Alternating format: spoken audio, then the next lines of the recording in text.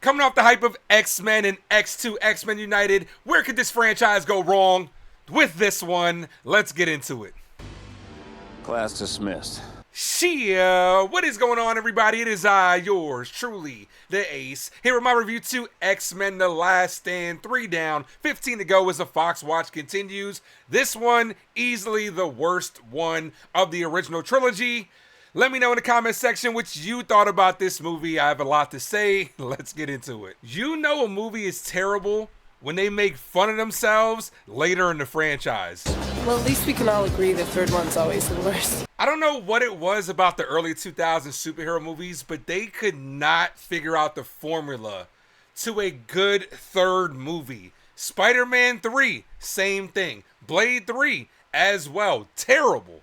And this one continues that trend with X-Men Last Stand. Now, it has some fun moments, but overall, this movie is horrible. Right out the gate, this movie had problems. Bryan Singer, who directed the first two, did a great job. Decides to step away to work on Superman Returns. Matthew Vaughn was supposed to take over. He directed X-Men First Class, one of the best X-Men movies. Decided to step away due to time and the controversy around the Storm script where they overinflated just to get Halle Berry to sign back on. So they give it to Brett Ratner, the director of the Rush Hour franchise, and it's apparent that he had zero understanding of these characters, and it's evident by the decisions made throughout this movie.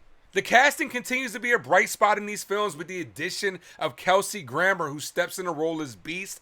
Perfect in my opinion. I like what they did with him throughout this movie. Can't wait to see what they do going forward with him in the MCU with his cameo in the Marvels.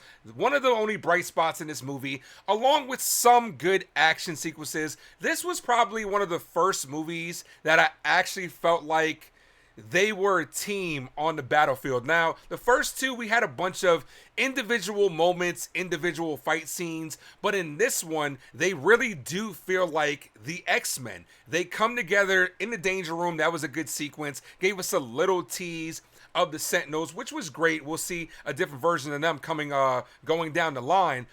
The third act, where they're finally coming together, that felt like a team movie that we have not seen in the previous two. The love triangle trope definitely made me shake my head in this movie, especially considering we already had one. You had one with Logan, Scott, and Jean.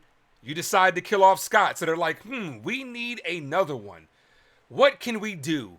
Let's let Kitty and Bobby bond with each other, have Rogue be jealous, to continue that love triangle throughout the course of these films. Does nothing for the overall story, especially considering the Rogue character took a major backseat in this one. It didn't move the story at all, and it really felt like it was unnecessary. My biggest problem with this movie, it really has no identity and it lacks focus. You're trying to take 3 major plots and condense them in a 90-minute runtime. Now, there was a time where 2-hour movies, you can tell a good story, but not when you have multiple plot lines going simultaneously. The Cure? Sure, I can buy into that. Some mutants like Rogue don't want their abilities. They want to feel more normal. I get that storyline. You incorporate that with Magneto opposing it. A lot of the stuff he said in previous movies came to fruition, and it kind of does in this, how the government's going to force the Cure onto that.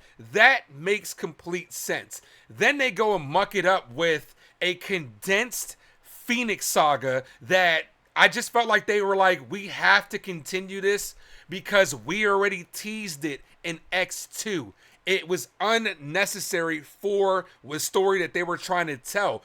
The Phoenix Saga is such a huge arc for the X-Men, but in this one, it's mitigated to a side story, and it felt so cheap and forced. I don't know what the thought process of these companies that were making superhero movies were, if they didn't think they were getting more than a trilogy.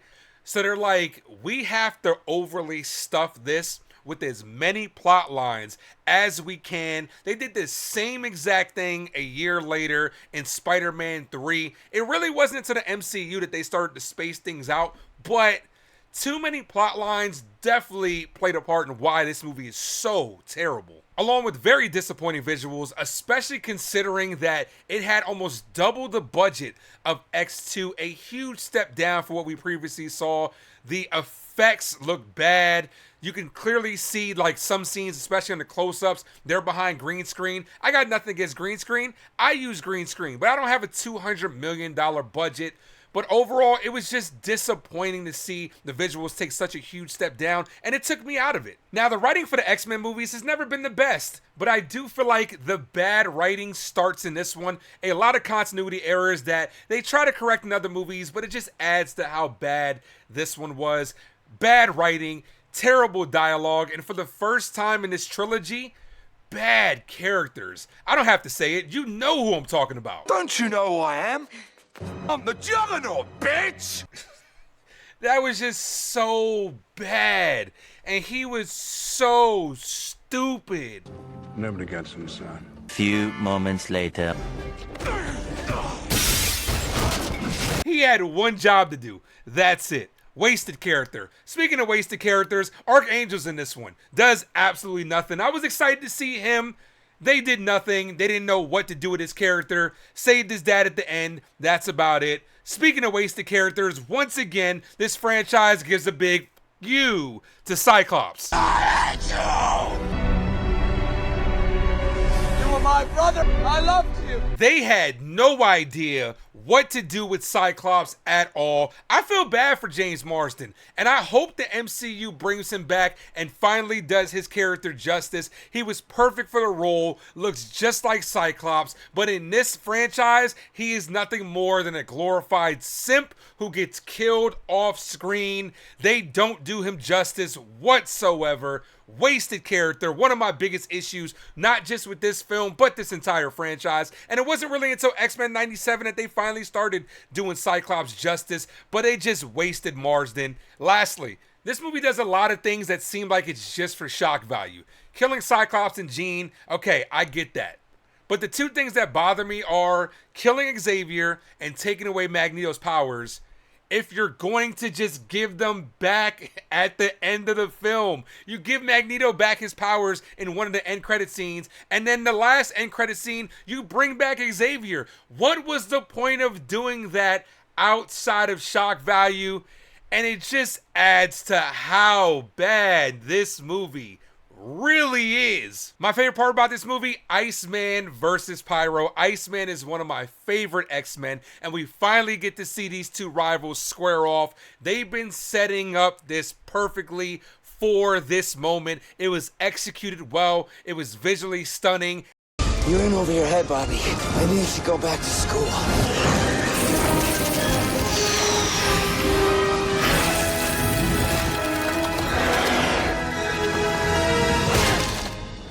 You never should have left. That part is so dope. If the whole thing would have been like that, it would have been a better movie. Before I get out of here, special shout outs to Jack Kidd and Frank from Geek Spot News for shouting out the Ace Avenue and the new merchandise for Deadpool and Wolverine. Yeah, for sure. As always, go check out Dom at the Ace Avenue on YouTube. My man's got merch. Hit like and subscribe and all the good things. He does have merch. He's got some cool ass shirts in yellow and red in honor of Deadpool and Wolverine coming out. Yeah. Appreciate you guys. Make sure you guys like and subscribe to Geek Spot News. But overall, despite some fun moments, this movie's just bad. Doesn't know what it wants to be, has no identity, lacks focus.